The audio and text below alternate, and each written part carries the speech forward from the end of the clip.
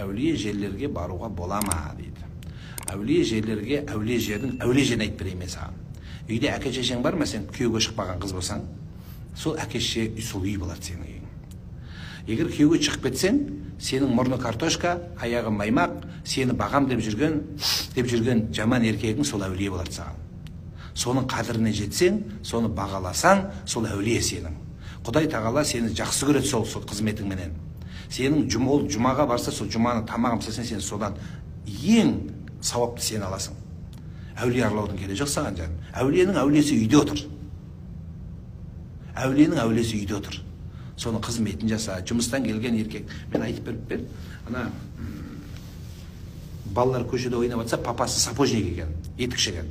Сол арбаны сүйретіп, нанын тапқанын алып келетса, балалар бейт теріс қарайды екен. Папамыз ұялып, сапожник, елдің балалары, фирманың бастығы папалары. Біздің папамызшы, біздің папамыз етікші деп былай қарап тұрады екен. Кесе күйеуі қызметін жасап, күтіп алып, тамағын жеп, заттарын алып, аяғын жуып, массаж жасап, тамағын беріп, ұйықтатады екен. Сон балалары келеді екен да, мама, біздің папамыз сапожник, бір етікші, как будто бір сұлтан сияқты қарайсың ғой соған депті. Как будто сұлтан сияқты десе, сонда мамасына айтқан сөз екен. Ол елге сапожник шығар, бірақ мен үшін сұлтан деген екен, мен үшін әулием деген екен. Қазақта пірім деп құрметтеген, сол әулием деген сөз. Сөйтжан, не қыласың ол? Әулиенің әулиесі сол. Ана әулиеге бармай-ақ қой. Әулиенің әулиесі сенің күйеуің.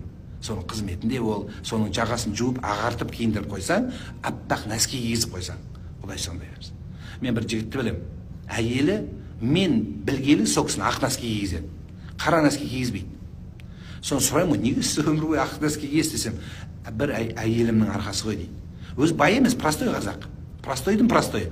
Бірақ әйелі сондай тәрбие көрген, менің күйеуім ақ костюм киіп, ақ жағасымен ақ нәски киіп жүреді.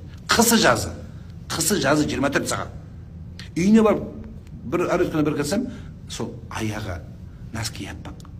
Таңқалам, үйде де ақ нәски кисін бе? Сонда әйелі жуып, бүйтіп құрметтейді екен. Ол әйелі биш емес, ол әйелі бір ойлап қалған шығарсыз, мұрнынан мұрын бағап жүрген қазақтың қызы. Жоқ, ондай емес. Суперский келін. Бұл тәрбие солай көрген. Құдай соларға сондай баласы берді, сондай дәулет берді. Күйеуіне қызмет жасады береді, балаларының қызмет өсе береді. Еркектің көңілі тоқ болғанда нәсібен артады сенің. Көңілің тыныш болады, бақытты өмір болады сізге. Сол жан.